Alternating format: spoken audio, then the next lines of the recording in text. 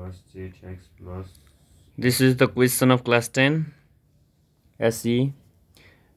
Compound interest. According to the yearly compound interest, the compound interest of a sum of 1 year and 2 year are 1800 and 3816 respectively. Find the rate of interest and sum. हामीलाई rate of interest र principal निकाल्नु भनेको छ। यसको लागि पहिला solution गरिहालौँ। Solution यो इयरली कम्पाउन्ड इन्ट्रेस्ट हो, त्यसैले गर्दा अब कम्पाउन्ड इन्ट्रेस्ट अब सम 1 year and 2 years are 1800 and 3816। त्यसैले हामीलाई कम्पाउन्ड इन्ट्रेस्ट कति दिएको छ भन्दाखेरि 1800 दिएको छ सुरुमा। कम्पाउन्ड इन्ट्रेस्ट फर्स्ट केसको लागि हो, फर्स्ट केसको लागि। त्यसै गरी यता सेकेन्ड केसको लागि कति दिएको छ त भन्दा कम्पाउन्ड इन्ट्रेस्ट चाहिँ 3816 दिएको छ है। र टाइम कति दिएको छ त? फर्स्ट केसको लागि टाइम 1 year छ, सेकेन्ड केसको लागि टाइम कति 2 years, सेकेन्ड केसको लागि 2 years दिएको छ। यहाँबाट हामीले कम्पाउन्ड इन्ट्रेस्टको फर्मुला प्रयोग गर्न सक्छौँ। P 1 + R/100 टाइम्स T - 1 यो फर्मुला हुन्छ। त प्रिन्सिपल हो कम्पाउन्ड इन्ट्रेस्ट 1800 दिएको छ, प्रिन्सिपल दिएको छ त छैन,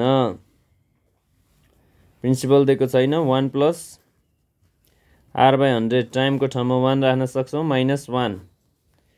यति भइसकेपछि 1800 = प्रिन्सिपल, प्रिन्सिपल 1 + R/100 -1, 1 र 1 काटिन्छ। 1800 = PR/100। यहाँबाट PR को भ्यालु कति आउँछ? PR को भ्यालु 18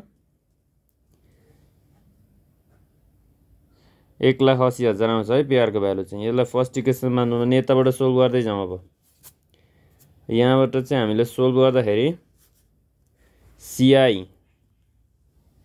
CI भनेको फर्मुला त त्यही नै हुन्छ, 1 + R/100 टाइम्स पावरमा T - 1। अब यसको सट्टा हामीले कम्पाउन्ड इन्ट्रेस्ट कति राख्ने त? 3816 राख्दिने, किनकि क्वेसनमा त्यति दिएको छ। P 1 + R/100 टाइमको ठाउँमा 2 - 1 गरिदिउँ।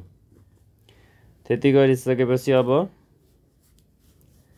हामीले यसलाई 3816 = P छँदैछ।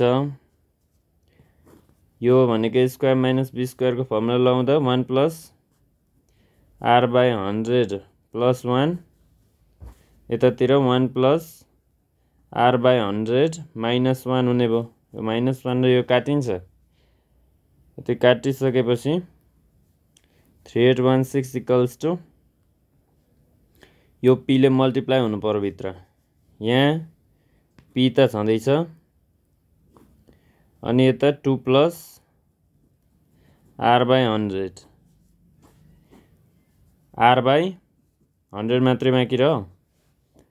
अब यसमा 3816 = P 2 + R/100। यो P लाई योसँग मल्टिप्लाई गर्न सकिन्छ, यो P लाई यससँग मल्टिप्लाई गरिदिने भने PR अपन कति हुने भयो? 100 हुने भयो मल्टिप्लाई गर्दा। अब हामीले PR को भ्यालु यो फर्स्ट इक्वेसनबाट ल्याएर यसमा राख्ने, फ्रम फर्स्ट इक्वेसन भनेर लेख्ने। From first equation 3816 = 2 + R/100। PR कति छ? 18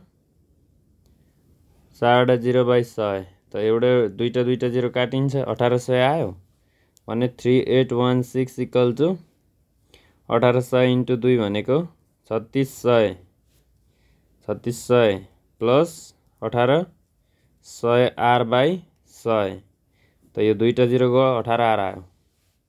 3816 - 3600 = 18 R। अब रेट कति आउँछ त? यो दुईटा घटाउने अनि 18 ले डिभाइड गर्ने, किनभने अहिले 18 R मल्टिप्लाई फर्ममा छ। 3816 ल यहाँबाट चाहिँ रेट भनेको 216/18 भयो। त्यो भनेको 12% हाम्रो रेट आउँदो रहेछ। अब हामीलाई प्रिन्सिपल निकाल्नु भनेको छ। प्रिन्सिपल निकाल्नलाई यो क्वेसनमा हामीले पी इन्टु यो रेटको ठाउँमा हामी कति राख्न सक्छौँ यो इक्वेसन फर्स्ट इक्वेसन राख्ने पी इन्टु 12 इक्वल टु 18 4 त प्रिन्सिपल आयो 18 18 1,80,000 अपन 12 गर्ने कति आउँछ प्रिन्सिपल त्यति नै एन्सर हुन्छ 1,00,000 अपन 12 गर्दा 15,000 चाहिँ के हुन्छ त हाम्रो प्रिन्सिपल हुन्छ यति नै एन्सर है 15,000 प्रिन्सिपल हुन्छ।